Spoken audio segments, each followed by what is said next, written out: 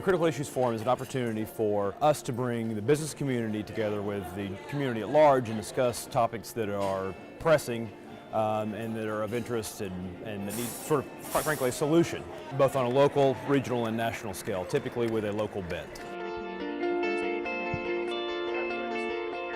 We had a moderator who was Rick Blasgen of the CSCMP. We're becoming much more proficient, much more efficient and effective in what we do. We're better at what we do in the logistics sector, and that's a message we got to be sending to those that we serve. The panelists consisted of Jay Neely, who is a Vice President of Law and Government Affairs at Gulfstream.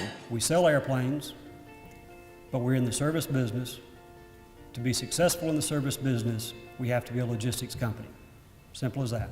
Curtis Foltz, who is the Executive Director at the Georgia Ports Authority. When you think of logistics, the easiest way for me to kind of describe it is the U.S. represents about 24-25% of world GDP.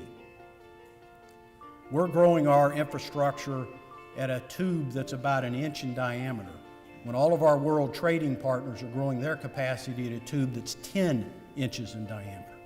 And Frank Casaine, who is the Director of the Distribution Center for Pier 1 here locally. Do you know that more students today know how to run a football playbook than understand how to operate an RF unit?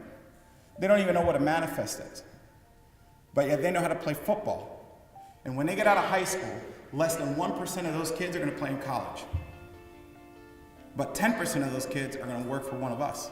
We decided to focus this year's Critical Issues Forum on logistics because we started seeing all these issues the past couple of years come through related to logistics, which wasn't simply moving goods from point A to point B. It's things such as some of the panelists talked about, like workforce development. How many of you have kids asking, how do I grow up to be a truck driver?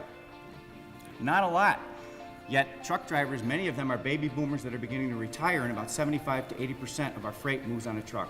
Well, that was a tremendous discussion, and it doesn't have to stop here. I'd encourage everyone to take advantage of the folks that we have gathered here in the room to discuss how to approach some of these issues that we discussed here today. Finally, I'd like to thank Jay, Frank, Curtis, and Rick for having such an engaging discussion here today.